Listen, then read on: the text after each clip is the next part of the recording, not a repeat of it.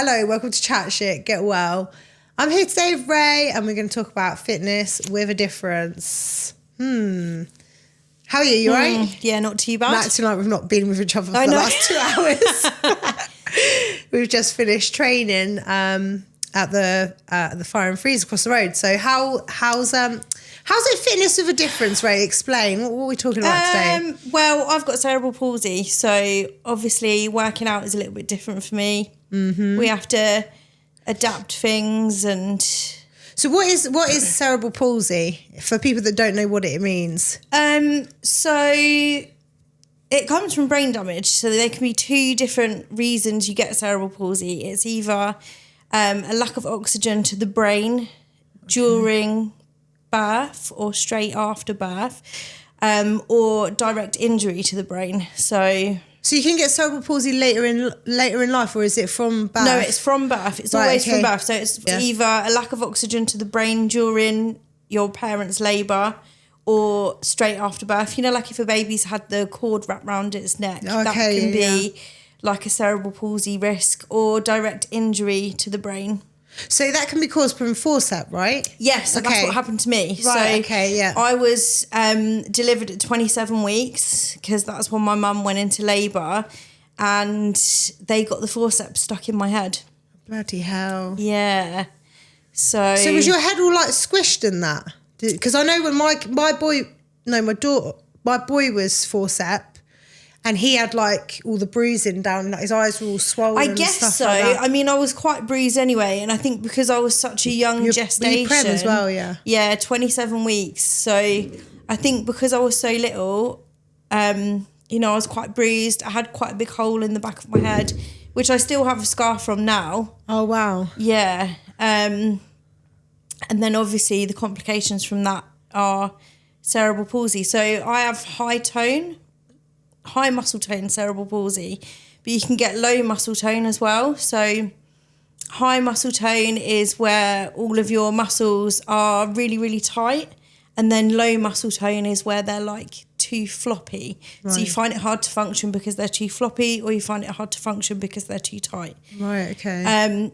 So I've got a spastic diplegia. That's the medical term for it. And is that still used now? It's not. It's not PC. It's a medical term. So spastic diplegia is the medical term for the condition. You've just lost an eyelash here, by the way. Have I? Yeah. Oh yeah. Sorry. But obviously people use the word spastic as an insult or as a joke. Because there used to be a thing called Spastic Society, didn't there? Yeah, which is a charity. Is it still? Yeah, they don't exist anymore because it's not PC to be like the Spastic Then the Society. actual real word on the written doctorates is actually that word. Yeah. Bit of a mouthful, weird, isn't it? Mind you, Yeah. cerebral palsy isn't an easy word either.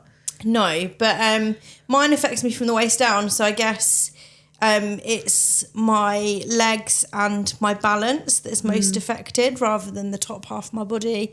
But it comes in all different, like... Yeah, you see different levels of it, don't you? Yeah, it's like, you know, with autism where they say there's a spectrum, I guess it's the same with cerebral palsy. So I consider myself to be quite lucky because I'm very functioning. Like, I'm a mum. You do really well. You do everything. Yeah, I walk with crutches, but it doesn't really... It does affect me, but it doesn't. I see you as like... I remember saying to you before, you're not disabled, and you're like, well, I am. And I was I am. Yeah. Technically. And I was like, but you're not. Because I'm like, but you can, you can do everything. So I don't see you as disabled. Because I'm like, because you can do everything. Yeah, like I don't think... A lot of things. I don't think I see myself as disabled. No, which is, the best way to see it. Because I just get on with it. But I think that's the way that I've been brought up. I've been brought up as, you're no different to anyone else. It's just your legs don't work as well. Yeah. And I think that your upbringing, I think if someone drills into you all the time, you can't do that because you're disabled, you shouldn't do this, then you're going to go into the world with that perception of yourself. Yeah. Whereas my parents never really gave me those your limitations. Your mum. Your mum wouldn't take no shit, would she? No, exactly. And for that, I have to be really grateful. But you know? do, yeah. I mean, yeah, your mum's very down the line, very isn't proactive she? Yeah, about things like that. And you know, she'd say if you want something, you go and get it. Yeah. And that's how it's that's always why been. That's why I am the way I am. Yeah. You know, or there would be times when I was at school and I'd be like, sometimes she would have to rein me in because I'd be like, oh, can I like walk home with my mates? And she'd be like, what part of cerebral palsy do you not understand? Like, you can't walk 3 miles. No. Is it 3 miles? I don't know, but it was quite a distance, you know. So when you were at school, were you in a frame? Were you using a frame? I used a walking frame. Yeah. So when I was younger, I was a lot worse. My mobility I was a lot tighter. I've had lots of operations to kind of stretch things out and make life a lot easier. Yeah, because you were saying you had the femur. Yeah, so I had my left femur broken and plated because my left foot used my bum will go funny. Point this way. So I'd trip over it all the time. Yeah. So I had that done, and then I had both my hamstrings lengthened, and that was like a experimental surgery. Yeah. So the surgeon hadn't done it before, and he just said, look, there's a 50% chance that it's going to work, 50% chance that it's not going to work. And I just thought, fuck it. How old were you then? I was 13 when we did so that. you were like old enough to sort of know. So I was old enough on. to understand. It's quite a big surgery to go through at 13, really though. big surgery, yeah. They actually gave me an epidural so that when I come round, I wasn't in as much pain. Yeah. But how long was the recovery for that? That must have 12 weeks. And I had plaster from my hips to my toes with my legs like out straight. So you literally can't move for 12 weeks? No. Jeez. My mum and dad had to move my bed downstairs into the living room. They had to use like one of those hoist things to like hoist me around the room. Wow. Because it was the only way that they could get me out of bed. Are you obviously you're glad it worked, the surgery worked and really stuff. glad. Yeah. That's a lot to go through at 13 as well, especially like going through those changes and stuff like that and being a teenager. And having to have that time away from school. And I was quite lucky that I had a really good group of friends. Yeah. You know, they would come round after school and visit me because I was off for that entire time. But sometimes you have to risk those things to get places in life. Yeah. And I'm glad that I did. Yeah. Yeah, like you say, there was no negative side. It just wasn't going to work, or it was going to work. It was going to work. Yeah, so the only thing is you would have to go through 12 weeks of not being able to do anything if it didn't work, which would have been really sad. And then after the 12 weeks, I had to learn how to walk again. Oh, yeah, of course, yeah. Because my brain had almost forgotten how to do some of those things. Wow. So that was like really intense therapy that I did not enjoy. Yeah, I've had some stories about that one. I want you to tell the story about where you fell over. Remember, was this the one where when you fell into the wall was that when you were really little and you cracked your head? Oh, I don't remember. Oh, was that me? I mean, I've fallen over so many times in my life. Yeah, no, maybe it wasn't you. Maybe it was somebody else. Sorry. Yeah, I don't know about that. But yeah, so how long did it take you to get to work, like back to like walking? Do you know what? I don't remember. It was so many years ago. I'm 35 now and I was 13 at the time. Yeah, life flies. So, but I think it took me quite a while. Like I couldn't get up and down the stairs. I had to relearn how to do like all of those things. Yeah. Which is why I choose to live in a house now rather than a bungalow, because I think that it's really important when you have a disability to stay as active as possible, because I guess even you don't know, you might end up in a wheelchair one day and not be able to walk up the stairs again. Touch wood, you won't. But it's like, I don't know how long I will have the opportunity to do it. And mobility for, so make the most of it. Yeah. Rather than moving into a bungalow and then sort of giving in and saying, it's not gonna. I'd rather walk up and down the stairs every day and keep myself active. Yeah. And that's also one thing we're going on to our fitness side of things. Yeah, that's another reason that I've joined the gym, because I'm approaching 35. I'm a little bit chubby. I don't want to be this chubby. But also it's about the mobility side of things and keeping on my feet and keeping active. Yeah, I think obviously with anyone, regardless of whether you've got a disability or anything, and getting over 30, everything changes and your metabolism slows down, you get more tired. The kids are around, there's so much more going on. So finding time to look after your mobility for your future. Because this is the thing, some people now are getting to the age of like 60 and they look like 80-year-olds. Yeah, because they've abused their bodies for so long. And then what kind of life is that? You're probably just going to sat, for the next 40 years feeling like shit when you're 60. And then I see 80-year-olds still riding bikes and I'm like, good on ya. Yeah, my dad's one of them people. My dad's so physically fit. I mean, he's not that old. I think he's like 63, but he will be one of those 80-year-olds that is still riding his bike.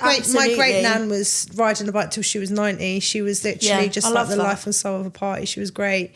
But my other nan just sat on the sofa eating biscuits from the age of 60. I mean, that is the life that we all want. But if I could do that without getting fat and not being able to move, I would absolutely sit on the couch and eat biscuits for the rest of my life. Bloody hell. I do love biscuits.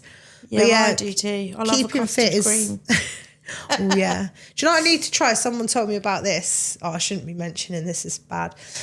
Get a pint of milk, empty a whole pack of custard creams into it. That sounds absolutely rank. You leave it until it turns into like a custard cream milkshake. Yeah. And then you get a spoon and and it's all soggy biscuit. No, that sounds rank. Oh, it's just me. I don't know I'm not going to try it in case I like it, because if I like that's a dangerous game. Oh, that's easily like 5,000 calories in one glass of custard cream milk. Yeah. Oh. I shouldn't be advertising that. It's meant to be about getting well. Yeah.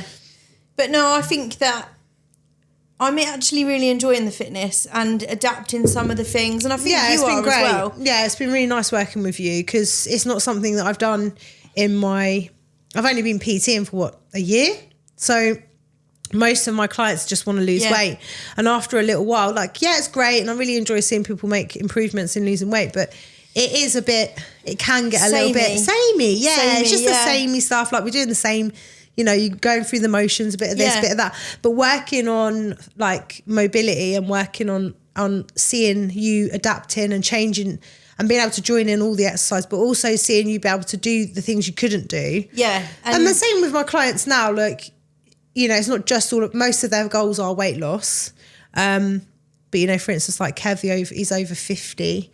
Seeing him being able to do what he's doing now, he's done so good. Yeah. And, some of the girls couldn't do planks and now they can. I enjoyed that side of things, seeing the physical improvements rather than just looking at what the scales or the tape measure says. Yeah, definitely. And I guess it's good for other people to see that just because you've got cerebral palsy or just because you struggle don't mean you ain't going to be able to do it. Yeah. And I think it's hard because obviously you don't want to pass judgment on people, especially if they've got a disability and stuff, and you don't want to say that, but there are ways around. There are ways around everything. Yeah. So one of my clients, well, she wasn't my client actually, she's one of my friends. I said, right, you're going to come to the gym next week? She goes, I've hurt my wrist. I went, there's a man in the gym that ain't got no legs, love. Get to the gym. Do you know what I mean? Get yourself a wrist support. Get yourself a wrist. You've hurt your wrist. You turn up today, right? You just work the rest of the body. I'm not sitting here saying if you've freaking, you should, obviously, if you've got a severe injury, don't go to the gym. But, if you've hurt your wrist, train your legs. As far as I'm concerned, I'm very brutal in that sense. You can still do something. You can still do something. Absolutely. Even if you sit there, even if you walk on a treadmill for an hour, you're still getting some sort of exercise. I say an hour, that's quite a long time. I don't want to walk on a treadmill for an hour. No. But it's more rewarding as a trainer to see the progress in someone that has a difference. Yeah, exactly. It's not really a disability. It is a disability, but I think that is very like you said before, that word's very... Well, I didn't know. The thing is, I didn't understand what were we going to be able to do. Neither did I, to be fair. No. I was a little bit like, let's just wing it. So I was like, right, what can you do? What can't you do? What do you struggle with? Yeah, what can we work with to make it so that you can do that thing that you couldn't do? And then trust working out that plan to get there is really, like, I really enjoyed that, to try and find just the little tiny movements that we do that work towards a bigger picture. Yeah. All those times when you say, can you do that? And I'm like, I don't know, but I'll give it a go. Yeah, you literally get stuck in. And then when it's successful, it's like, yeah, okay, I can do that. And I literally stand there like that, ready to catch you. Terrified. But I haven't had to. And that's a good thing, touch wood. She fell over at home. She didn't fell over in the gym yesterday. Yeah. But, you know, when we do things, like, we've had to adapt to a few things. But I wouldn't even say that much now. Like, most of the stuff... I mean, other than the line dancing class. I mean, yeah. I did give it a go. You did, yeah. You did. It's not for me. But to be quite honest, even I could keep up with that one, because I kept getting all the movements wrong and fucking tripping on my feet and stuff. But, yeah, no, it definitely makes it more rewarding, and it's better to see that journey. And that's why we've been taking videos of your journey from the beginning unto the end. So we'll post that at some point when Ray's happy enough for... When I'm a little bit thinner. When we get there, when I'm not so chubby, we'll give it a post. Yeah, well, you've been through a lot and stuff, you know. You've got to give yourself a pat on the back for even, you know, you come in every single day. You come in like, 5 times a week, and then 2 PTs. Monday to Friday. Monday to Friday, and then we do a sort of mobility class, 1-to-1 twice a week as well, don't we? And when Ray done her first, like, sit-up the other day, we were both really shocked. I wish someone had filmed that. I was gutted. I was like, why didn't we film it? Because we both looked at each other and went, you know, you're like, did that just actually happen? Because I was like, you'd gone from such a thick band. I think we had like one of the small little ones on, but you weren't holding on to it. And then you sort of sat up, and I was like, looking behind. Hang on a second, how did that happen? That actually just happened. And I think that I even surprise myself sometimes with how well the gym's going. And I guess that, I mean, it helps that I knew you before, because it's quite daunting going into a busy gym. Like, the thing that I like about your gym is it's small. It's a small group of people. Yeah. It's not as daunting as walking into one of the big franchises. Yeah, and it is. I mean, it's just terrifying, especially when you don't know how to use the machines, and you've got a lot of judgment from other people. That might be, depending when you're going as well. Because if you go peak times, it is full of people, and it's full of mostly like youngsters now, the peak times, and it can be really intimidating even for myself. I don't train in the evenings because I'm like, I don't want to walk past all these people and not know how to use something. Yeah, it is nerve-wracking. When I first started the gym, I used to literally just go on the treadmill because that's all I knew how to use, and it's the one thing that makes you feel like less of a dick, isn't it? Yeah. No, I can't fuck this up. Well, you can, because I fell off the treadmill. Oh my God, it was so embarrassing. I was looking in so there was like a window in front of me. Yeah. And I was actually having a little bit of a jog on it. You're right. And then I thought I saw someone I knew behind me, and I looked round and I went flying backwards. Oh, no way. And the worst thing is I tried to get back on the treadmill when I stood up, and it was still going round, and I fell off. So it just flinged you back off. And I was like... And then the guys that worked there, I knew one of them, and he was like, yeah, I've watched that back about 50 times. It was fucking hilarious. I was like, you're all assholes. And I'm never coming back here again. But yeah, no, that's why personal training is so... I'm glad that I had my personal training with Johnny like years and years ago, because I never would have been where I am now. Yeah. Because I would never have had the confidence to go into a gym and use the machines. He showed me how to use it. We were in a bigger gym then, not like mine, but like with the big, like the actual gym equipment. But I would never have progressed to being able to go by myself independently, because I'd have been so like overwhelmed with like how to use all the equipment. Yeah. I only really used Johnny for about 6 months, so it wasn't something I didn't stay with him forever, because once I learned what I needed to learn, I could go and do. Yeah. And that's really what I want to do with my clients. I don't want them to feel like they have to stay with me forever. Obviously, come along to classes, still catch up and have a coffee, but really, you shouldn't be sticking with your personal trainer forever. You can use me as a stepping stone, that kind of thing. Exactly, yeah. You shouldn't be with the same personal trainer for the rest of your life. If you are, they're shit. They should be teaching you enough so that you know to go to the gym. And you can learn different things from other people as well, I guess. Yeah. I try to keep it like a little bit of a mixture with stuff. I mean... And I like that. It's not samey. We try to do something... session is different, which is good. That's because I don't like the same. Yeah. Sorry, it's me being completely selfish. It's not about you lot. I'd turn up and go, nah, I'm fucking bored. Let's change it today. No, it's let's nice throw though. that in. Or I'll be watching something and I'll go, oh, actually, that looks like torture. Yeah. And sometimes it goes right, sometimes it goes wrong. And I think what's nice as well is like the other girls have kind of The other girls are amazing. me around the circuit, Yeah. which I really appreciate. Yeah. And sometimes I don't even need to ask for help. They're just there. Like, Yeah, they know, don't they? Yeah, they are really we've good. all got to kind of know each other really well, and I think that helps. Yeah, but at the same time as well, you've got to think as well when, I'm not going to mention any names, but one of them's particularly hormonal sometimes, she'll know who I'm talking about. We support her, do you know what I mean? So, you know, Yeah. all of us as a group, with women, and, you know, Kev's there as well. We have got one man. We all Haven't support met each Kev yet. other. Have you not met him? No, not he yet. does the 6 'Cause o'clock classes. Yeah, I'm not about that 6 No. o'clock class. Yeah, give it a month, you'll be at 6 o'clock I classes. don't think Ruben will be a 6 o'clock class Oh yeah, true, person. actually, yeah, that's the only thing. Yeah. But yeah, we all help each other out. If you know, like today, for instance, Yeah. you all helped me out. What an I don't wanna absolute talk- nightmare. Oh, that was so embarrassing. Well, that was both of us today, to be fair, because I'm sticking my head up the loo like, anyone got a tampon? And then the other girl's like, quick, I'll run to my car. Yeah. But today, I'm not going to lie, today was a bit of a catastrophe at the gym. I don't know, I think the hormones were everywhere. It was raining. Eon came day. to cut my electric off.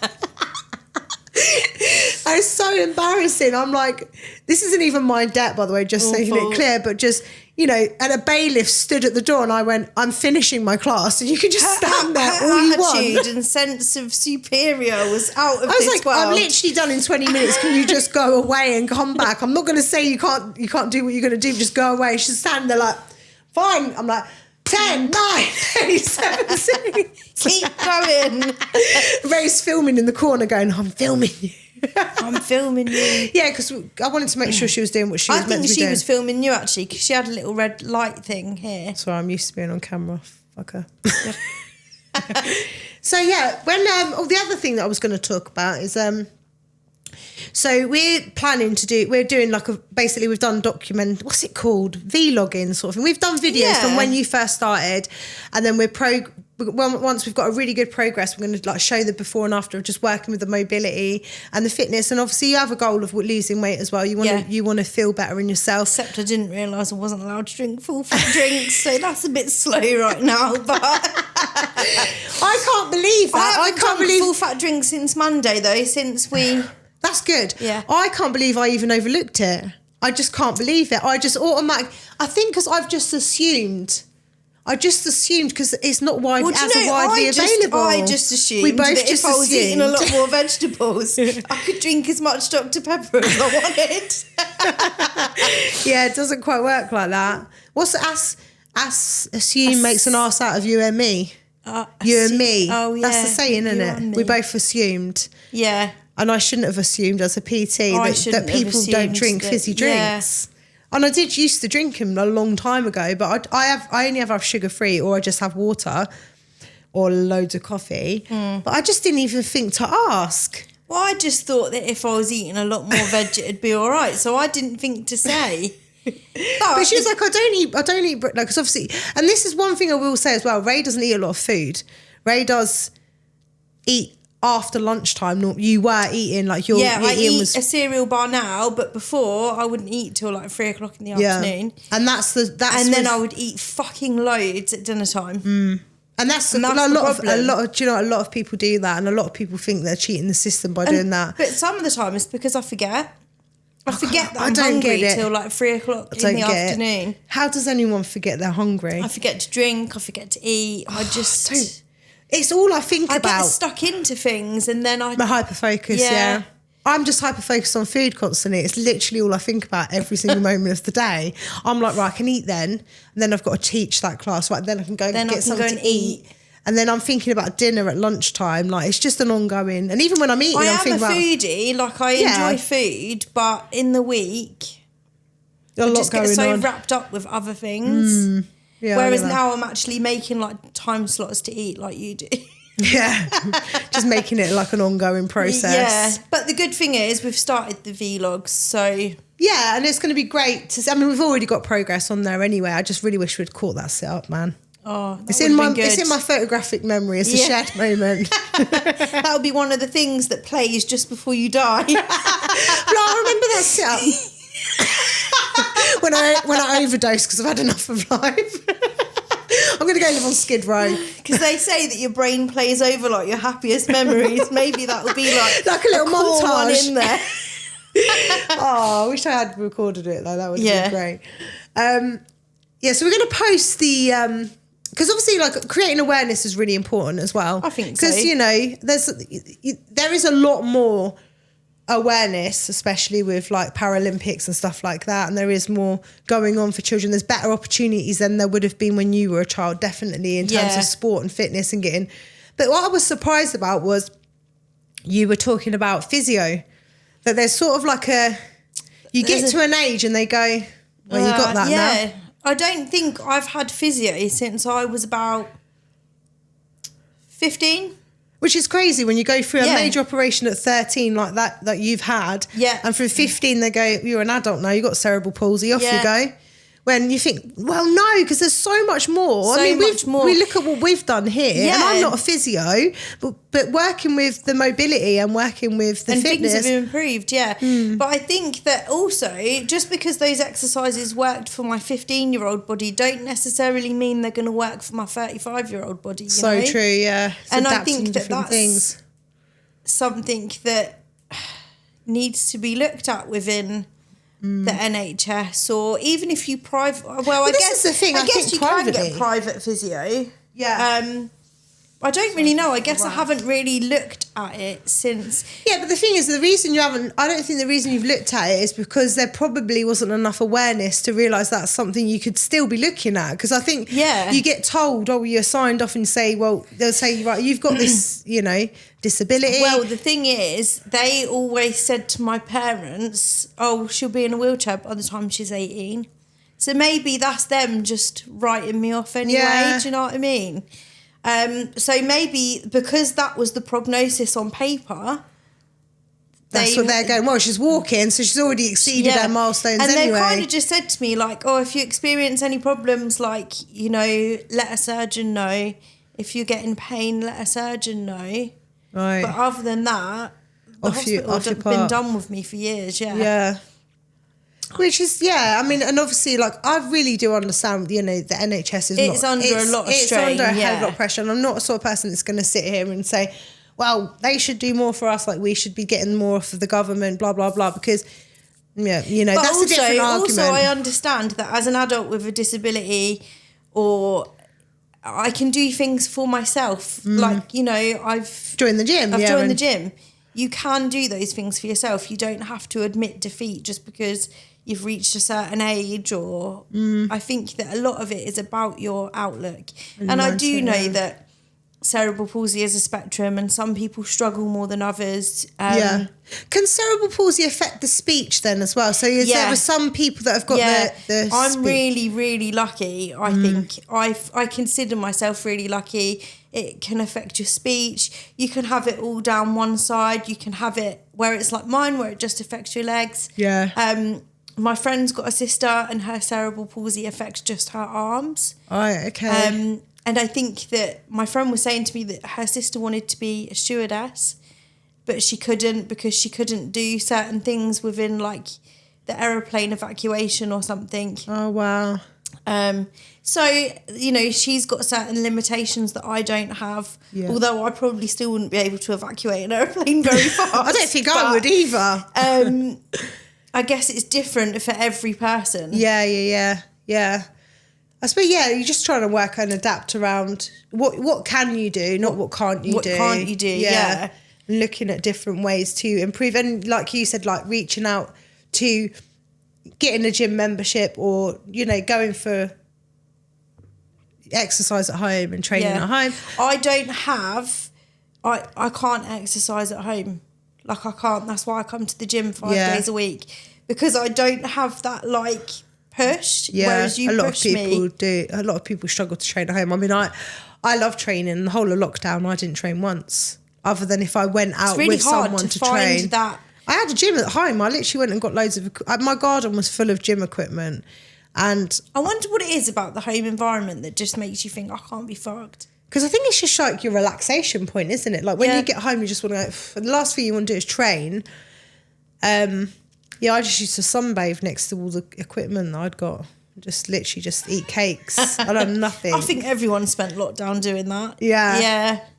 But stream, like if you're doing stuff from home, if you're doing like an interactive stream with someone that's talking to you one-to-one, say you can't leave home for whatever reason, the interactive stuff's better. Not so much watching if you're watching a video on YouTube, it's not the same because you're not interacting, but you can like do classes that are more and I think PT based as well. Yeah, I used to be, because I was with another gym thing, and I joined a lot of their like 6 a.m. classes on Instagram.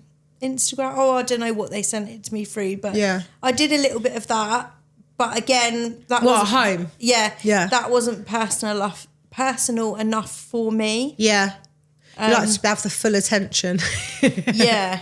Yeah, no, it's hard at home as well because you try, like, you can do a lot of body weight stuff at home, but sometimes if you need equipment and you haven't got it, when you're getting a bit stronger and stuff, it's better to have like a little bit of extra weight to put behind it. And but the other thing is obviously like going back to the doctor and asking them, like, is there anything else that I can do to help myself? And is there anything else that you can give me to support myself, to see if there's anything I can do in terms of physio or fitness. I think that weight management is important because I know that when I'm a little bit skinnier, my mobility is so much better. Yeah. You know, and I think it's quite easy to mistake life choices as disabilities. Okay. You know, like, if I keep eating junk and not exercising, of course I'm going to struggle with mobility. Yeah. Sometimes you have to take accountability for that rather than just saying, oh, it's my disability. You're right. It's not, right? It's actually that you're getting a little bit of fat. It's and the you kick. need to, and you need to take responsibility for that. And, well, like and anyone, that's where I'm at. Yeah. That's where I'm at. I've been through lockdown and I ate a lot. You know, I haven't been overly active, and now it's, you know, I'm approaching 35. I've got to take responsibility for that and get in better shape. Yeah, that's really important. Yeah. That's really, it's good that you have said that as well. And obviously you got your son as well, you know. Yeah. You want to be able to keep on your feet and stuff with him. And there's a few of the ladies that come to the boot camp and stuff, like they were saying stuff like, oh, being able to get on the floor, because they've got like younger children. They were like saying about, oh, being able to get on the floor and play with their kid was a massive thing for them, because they hadn't been able to easily just get on the floor and back on the couch and sort of mess around with the kid on the floor, because they were getting so out of breath. And that's why I just love focusing on those milestones rather than just focusing on, right, I can't fit in that dress yet, or I don't look like that supermodel. Yeah. I don't look like, no, come on, let's face it, we're not going to look like supermodels. We're hitting 40, you know, we're going to be, you're not, but I fucking am. Like, you know, we're not going to look like these people that are normally AI in magazines and on social media, but you want to be a better version of you. Yeah. And that was another thing with me, wasn't it? If I fall over, I was really struggling to get back up off of the floor, one, because of my mobility, two, because I'm a little bit chubby. And that's something that's actually improved. I mean, yes, I fell over yesterday and hurt my wrist, but I was able to get back up off the floor pretty easy. Yeah. That's good to know, yeah. And I think that, like you said, that it is important for Ruben. It's important for Ruben that I stay active, and I've always found... Can you tell the story about where you took... you know, when Ruben ran off that time? Oh, my fucking God. So obviously, like, when you can't run and things like that, things are more difficult. I had to find ways around being a mum, because I haven't got enough balance to carry him. So when he was a tiny baby, I'd have the buggy in the house all the time, and I would transfer him from place to place by using the buggy. And things like that. But when he was about 2 years old, I lived in like this little cul-de-sac, and at the bottom of the cul-de-sac was the main road, and we got out to the car, and he just started running, and I thought, fuck, what am I gonna do, because I can't chase him? And if I attempted to chase him, would he think it was a game? But he's getting closer and closer to this main road. And the only thing I could think to do was pick up one of my crutches, and I launched it at him like a javelin, like that, yeah. Anyone that must have seen this from their windows was probably thinking, what the fuck? But I thought, if I can knock him off his feet for a short period of time, it will give me enough time to catch up with him. Did you hit him? Yeah, you hit him. Yeah, when it hit him, he was so busy lying on the floor crying that it gave me enough time to get to him. That's brilliant. But I thought he's going to head to that main road. Exactly, yeah, and he's going to get hit by a car. You've got to do what you've got to do. And Don't worry, I've hit my kids with things and they haven't thrown things at them before just for being annoying. Yeah. Like, shut up. I just Let alone to save their life. Knock him down, Ray, and then you'll have time to get to him, because it was the only thing I could do to keep him safe. Yeah, and it's a great story. And I can't wait to tell it at his 18th birthday. But, you know, or like when he was a tiny baby, sometimes upstairs in my mum's, to get him from room to room, I'd put him on a towel and then I would pull the towel round. Yeah. And that would be how I would get him around, because it was too unsafe to pick him up and try and carry him. That's quite a cool way of doing it, though. Yeah, we have to kind of think outside the box. Yeah, and of that course, was the only thing I could think of. And that's what's so creative. Yeah. You know, take it as like an extra skill. You know, you've got to be so creative the way you do things. To try and parent. And because I was a solo parent as well, so yeah, I had my mum and dad, but ultimately I chose to have that baby. Yeah. So I'm the person that's got to come up with these ways that me and Ruben are going to cope together. Yeah. And it's just you two, isn't it? Now you're not your parents. You haven't been there for a while now, like a long time. So you've got your own place. Well, I had my own place anyway, but I knew that if I needed help, one of my parents would help me. Oh yeah, you had the flat, ultimately, it's just us two, and I had to think about how I was going to negotiate all of them things. Yeah. Yeah. Yeah, and Ruben's a great little boy, isn't he? Yeah. He's full of beans. Yeah, and I think that also sometimes he forgets, because he'll be like, oh my God, do you think we should go ice skating? And I'm like... I forget. I don't know if it's escaped your notice, Rubes, but I struggle to stay on my own 2 feet half the time.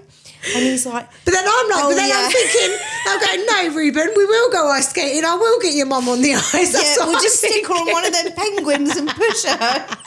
No, I'm like, now in my head, I'm like, right, how can we use a resistance band to get her on the ice and keep her upright? You know, there's ways around everything as far as I'm concerned. I probably could. Yeah, there'd be a way around it somehow. Just hold on the side. Yeah. I mean, ice skating's terrifying though. I can imagine it is, to be fair. I've never ridden a bike, but I don't know how old I must have been. Maybe I was about 11 or 12, and my dad bought a tandem. Oh, okay, yeah, because he wanted to give me the experience of like riding a bike. I love tandems as well, they're cool. I threw a strop about it at first because I thought, how fucking embarrassing. Got to ride down the street attached to my dad on a bike. But now I'm an adult, I think, do you know what? That was really cute of him. Yeah, it is. It didn't work out very well because it just so happened that I unstabled the pair of us. But because the thing is, it's hard to get the weight transfer, isn't it? Especially and because if I've got no balance, he just couldn't stay upright and either. The bike weighs a ton as well. Tandems weigh so much, don't they? Yeah. You need to be able to participate in it. But I think the thought behind that, now that I'm an adult and not so embarrassed about it, was actually really lush. Yeah, definitely. Yeah. He's definitely looking after you there. I mean, but my kids now, they don't want to ride bikes. They've both had accidents on their bikes and they're like, no, they're dangerous, those bloody things, I tell you. Imagine they are, to be and fair. those freaking scooters. The amount of times I've nearly been taken out by these scooters that are like coming round the school and that as you're coming out. Crazy, isn't it? So bad. Ruben's quite into scooters or like skateboards. So sometimes he'd be like, get on it, mum, and I'll push you. And we're like twatting around in the garden and stuff. Bless him. He's so funny, isn't he? He's quite cute. It's nice. So we are going to post the content that we've made. Yeah. But we follow you. So what happened was Ray actually spoke to me about someone that she was following on Instagram. Yeah, I started following someone because I interrupted you then. No, it's fine. No, it's fine. Just for like inspiration and stuff because he had during lockdown, he has cerebral palsy as well. The same kind as me, but his speech was affected. And his upper body seemed like a lot more tight all over. But he'd taught himself to jump. And I saw one of his videos on Instagram and I thought, fucking hell, that's amazing. Yeah. And I think he was like 26 or something at the time. and I started following him. And then that's when I mentioned it to you, like, Yeah. that he vlogs a lot of his fitness. Yeah. And then I looked and I was like, yeah, like some of the stuff he's doing is amazing. Like, and the thing he says, like, I was told I'd never be able to do these things. So Yeah. He's obviously worked really hard. And his physique is good as well. Yeah, he's got like abs and stuff. Yeah, Isn't he? like he's really toned. And I think that, again, that goes to show how much you hold yourself back sometimes. Under the label. Under the label, because someone said you can't do that, whether it be a doctor, your parents, whoever. Yeah. And I mean, even the term like disabled, you know, it's a frustrating, I mean, it's gone from the spastic word, which is a pretty fucking horrible word, to now disabled, which disabled, like, the thing is, like, I just feel like disabled, like, not able, you know?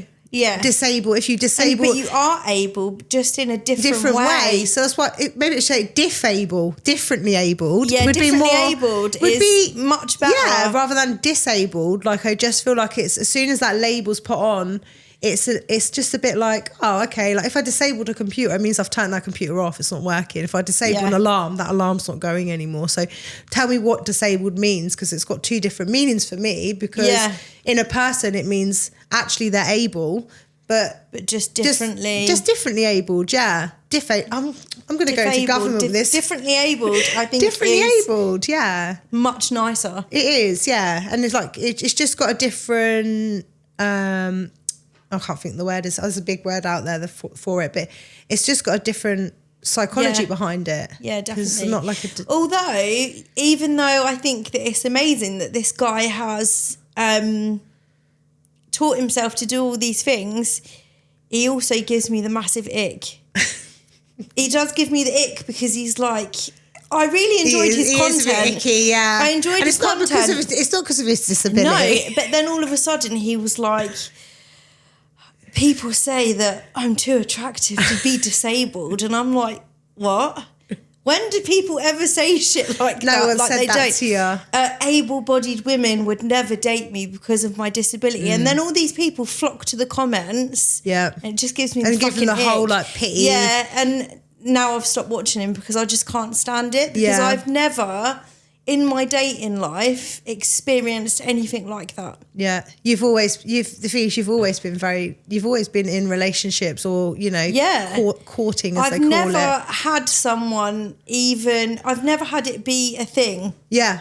Where they're like, oh, you're disabled, or I don't want to date you, or you know, you're disabled, I won't introduce you to my friends, I won't introduce, like, I've never, I don't understand where that comes from, or why he posts things like that. Yeah, I found it a little bit uncomfortable to watch when he was sort of playing off the cerebral palsy thing a bit, going, oh, like, I hate you wouldn't that. date me because of this, and then I was like, yeah, and you can see, like, it was just like a bit of like a, you know, sympathy thing, and I was like, oh, okay. But maybe that isn't why. Maybe it's that the male perspective? Do males struggle more with disabilities? Maybe. Is it because Did I tell you about the man with one hand? No, but I need to know. Oh, for fuck's sake! I'm gonna get kicked off YouTube. Go on. So right, sorry, that is fucking. All right, I met this guy at McDonald's, right? Yeah. As you do. His number was 69. My number was 69. He laughed, yeah? And I thought it was funny. He went, oi, oi. And I went, you know how it is, bit of banter. Anyway, he was like, oh, can I take you out? I said, yeah, of course you can. I've ruined the punchline now anyway. Oh. Can I take you out? I went, yeah, all right. So next day we met up to have a coffee. And he went, oh, I've got something to tell you about me. I can't read or write. I went, it's all right, I can read all right. It was fine. Well, you know, I'll read the menu. You couldn't read the menu. That's fine. And he went, oh, and there's something else. He goes, I'm a bit different. I went, yeah, I can tell you a bit different, because he had all, like, you know, funny ear. He was a bit different, you know. Yeah. And he went, I ain't got a hand. I went, what do you mean you ain't got a hand? And he went, and what happened, he'd been wearing the sleeve really long on that hand, so I had no idea he was missing a hand. Right. But he poked it out, and I've literally just grabbed it and gone, oh, let's have a look.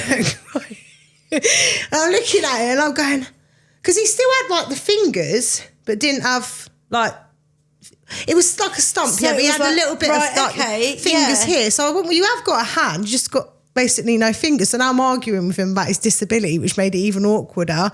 But the thing is, his personality was shit. Yeah. Yeah. I don't care if you've got no fingers or if you ain't got no arm or no leg, whatever. That wouldn't bother me. That wouldn't put me off. It's about your personality. But his personality was dead, yeah? So anyway, next day, he's like, do you want to go out again? I'm like, no, I'm all right. Like, I'm not really feeling it. Don't tell me you turned it into my hand thing. Oh, I hate that. He goes, don't worry, it happens all the time. I said, thing is, on the other hand, his nails were bitten. And I thought, come on, mate.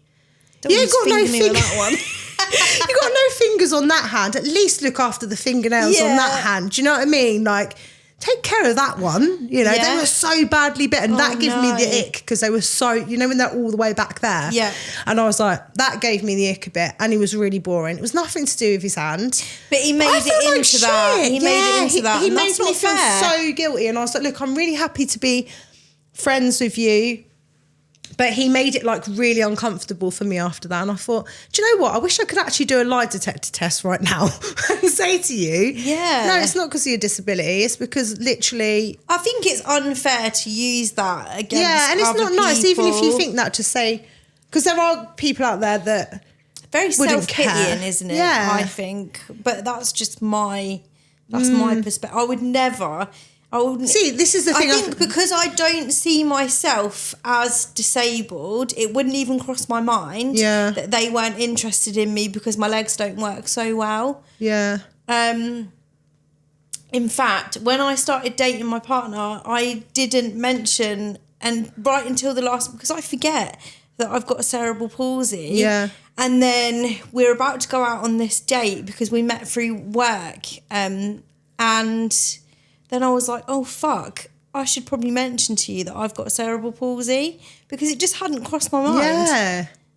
And she was like, no worries. Don't worry about it. It's fine. Like, thank you for telling me. Yeah. But I don't want you to feel like you had to say that before we went on a date. Yeah. But sometimes I just forget. So it would never cross my mind to be like, oh, do you not want to date me because I've got cerebral palsy? Do you think it's unfair? Do you think then it would be unfair for someone, say for instance you met someone on Tinder, right? Yeah. And you went to go out for a date with them and they were missing a leg or whatever. Do you think that it would be like wrong for them to not, what's it called? Not disclose that. To disclose it, yeah. No, so I don't know how I feel about that. I've never really thought. I mean, the hand man, he obviously hadn't disclosed it, but I wouldn't. That wasn't a thing for me anyway. But no, do you know what? I don't think that. I think if you want to disclose it, absolutely do, but it don't change your personality. No, it doesn't. No, you know, unless you need a full-time carer. Yeah, I don't think that you should have to disclose that because you're right. You are you, regardless of the fact, you know, whether you've got that leg or you haven't. I guess then it's up to that person whether they want to date you. Okay, if you're really, really fat and you used to have an old skinny picture on your Tinder, what's your opinion on that then? So if you it's so hard, isn't it? Because this happened to my friend. He, like, in his picture, he was like a rugby lad, so he's quite a big lad, like nice and, you know, don't know, like sort of like fluffy men. When she went on a date with him, he was actually, you know, one of those ones that has to have the scoot, like he was clinically obese. And he was having, that's a catfish, isn't it? I think it's hard, isn't it? Because then I guess you could say not disclosing that you got a disability is catfishing because you're not. I don't know. I suppose it's really hard, isn't it? It is. No, I don't think disability is a catfishing. I think then obviously obesity is classed as a disability, isn't it? Is it? Technically, it is. Well, you can get pipped for it. It's a hard one, isn't it? Because I think that's a lifestyle choice. Yeah. You know, unless it's thyroid, unless it's a actual medical condition. Thyroid problem. Yeah. But I don't know. Maybe that's me being judgmental. But I think that when I was on the old Tinderoo many years ago, I was chatting to a man that had one leg, but it was in his pictures, so I kind of knew. Yeah. He fucking blocked me. Yeah. Oh. I was like, you then. I think that, I don't know, maybe my crutches might have been in some pictures. Maybe that's why Yeah. You know, when I don't know. Do you remember when I hadn't seen you in ages in Where was it? That cocktail bar. That was near our birthdays, wasn't it? It was near our birthdays. Yeah. I think we were both out for our birthdays, but We separately. were separately. And then I saw you and I couldn't see your crutches. And then you were like, I was like, where's your crutches? Where's your crutches? Like, Ted's are over there. Yeah, haven't been magically cured. They're just in the corner. There was part of me that was like, fucking hell, it's been a while. God. maybe it's working now. I don't know what's going on. Yeah, that was a pretty funny situation. Bloody hell. Yeah, I don't know. Like, back to the catfishing thing. I don't know if you should have to disclose it or not. It's a hard one, isn't it? Yeah. I mean, they're going to find out on the date anyway, aren't Yeah, they? absolutely. And I think it was actually my friend that was like, have you mentioned to her that you have cerebral palsy? And I was like, fuck, no, I actually haven't. Because I forget myself sometimes. But like you say, because you haven't had that rejection and that sort of, you wouldn't think to say it because there's no need because you've never experienced that rejection anyway, so you wouldn't feel... But I guess that maybe other people that have experienced that, I mean, maybe that guy on Instagram has experienced that kind of rejection. Well, yeah, that's it, yeah. And that's why he posts videos like that now. Yeah, I mean, because his cerebral palsy is definitely more visible. Prominent, than what yours is. I think that if sat down in a chair, you wouldn't look at me. Know. And And even when we used to push the babies round and stuff, because obviously you'd have the pram. Yeah, I'd there's have a the pram walking as aid. my walking aid. You would never know unless you saw the crutches. That's literally it. But then sometimes people probably just think you've got a bad ankle. Yeah, loads of people have said to me, oh, what have you done to your foot? And I'm like, oh, actually it's brain cerebral damage. palsy. And then they're like, oh, God, I'm so sorry. But the thing is, though, you know, when people like feel so awkward, and you're like, and I love you it. feel awkward, and I absolutely I love it. You thrive I love on it. Yeah, I'm like, you're like, feel sweat, awkward. bitch. No, I don't want them to feel awkward, but it does make me laugh when they think that I've sprained my ankle. Yeah. And I say, oh, actually, it's cerebral palsy, and God. you just. The look on their face like they want the ground to swallow them I've up. said to someone, because I used to work on Milton Keynes Market, I've said, do you want a hand to someone that's got no hand? and I shouldn't be let out in public, but luckily I get away with it because I've got a nice smile. No, joking. No, luckily I get away with it because I'm, it's an honest mistake. Yeah. I'm not going out there to be a dick. No, of course not. But one guy came with a neck brace on, an old guy, and I went, did you not do the washing up properly? He was with his wife. I went, oh, did you not do the washing up properly? Trying to make out she'd strangled him. I thought it was a funny joke. He'd had throat cancer. Mate, I wanted the ground to just swallow me up. Luckily, he found it funny. But I was like, my jokes are shit. Basically, just don't make jokes in public. Like, oh, no. Yeah. I was like, just leave that at home now. Don't. You know when you have a thought come in your head? Yeah. Actually, I've had 2 people on my podcast tell me I have to start listening. Maybe I should start listening to the voices in my head before I say things. Really? Nah, boring, isn't it? Yeah. I don't take life too seriously. That's what I think. Yeah, life's too short. It really is. You never know what's You can't have a laugh and a joke about the trauma. Yeah. Do you know what I mean? Definitely. I would rather someone poke a bit of fun and make it a bit light-hearted than be all doom and gloom all the time. Yeah, definitely. No one's having fun being that serious. No one. Being serious is boring. I hate serious people. There I don't are hate certain them. situations where you have to be serious, but I think like if you can't laugh at yourself and your own things, what's the point? Yeah, you have to laugh it off because it's just it's a coping mechanism for me. Like I know that I joke about like my mental health and stuff like that, and I joke about how forgetful and the ADHD and like all that sort of stuff, and then it is just sort of like because you got to laugh. There's no point. Yeah, absolutely. Like a few weeks ago, one of my friends said like, "Oh, did you ever do like cross country dancing at school?" And I'm like, "No, cross country dancing. What's cross country? Is that what it's called? Country dancing? Country like line dancing? Yeah. Oh, okay. And I was like, "No, I haven't actually. Like that would be pretty hard for me." And she was like, "Oh my God, I can't believe I've just asked you that question." You're like, "Oh God, put your foot in your mouth, feeling like shit like that makes me laugh." Yeah. I'd rather someone be jokey about it than be like, because I think the worst thing is not knowing what to say, and then someone not being able to fully be themselves because they're worried they're going to say something offensive. Yeah. And that's what it takes a lot to offend me. Oh, a yeah. lot. Just Hell of a lot. because you're that's just the way I am. Yeah. But I did the podcast with Blake last week, and I was saying in that, like, being around his African dad, like different cultures, I was a different version of myself because I was so worried to offend him or say something that might be, against how he was and how he feels and stuff or like his that. upbringing or anything like that. So and that's what's when you're worried you can't say what you're thinking, and then it makes you a different person around that person. Yeah. And that's why it's so good to mix. And then they're not getting the full you. Yeah. And they just think, oh, what a boring cow. That's probably what he thought of me. But yeah, it's good to just mix with all different types of like cultures, different people, and just sort of, learn about each other more.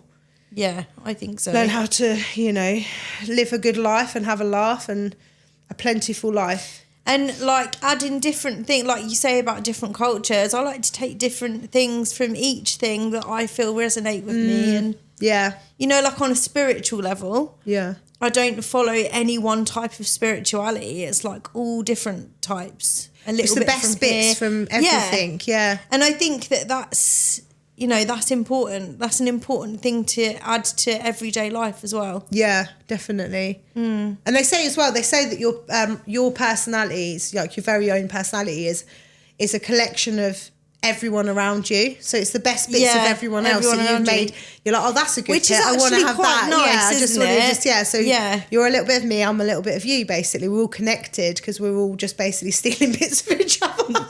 To amplify our own personalities. Yeah, that's it, yeah. But I like that. I like to think that other people take little bits of me and use that in their own life. Yeah. And I think that that's something that we leave behind as well, like when we're not here anymore. Yeah, the lasting echo. Yeah. And I'm really into that kind of thing anyway.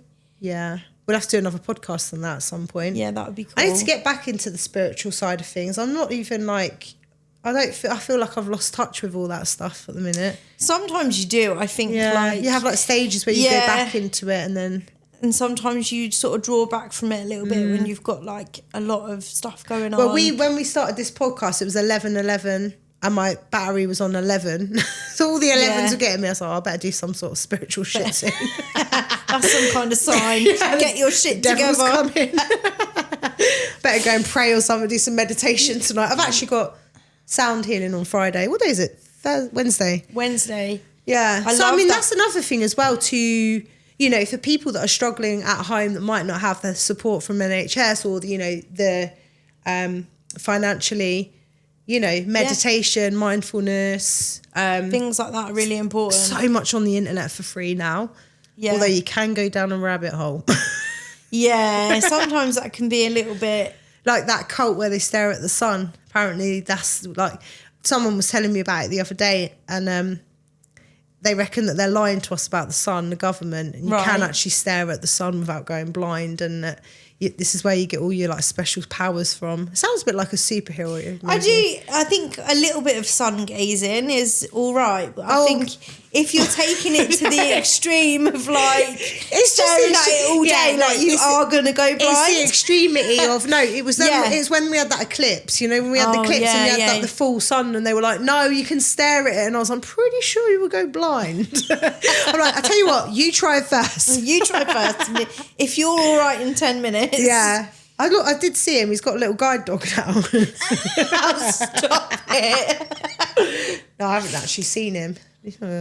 But you got to be careful what you go on. But yeah, there's loads of free stuff out there to sort of help yourself along the way.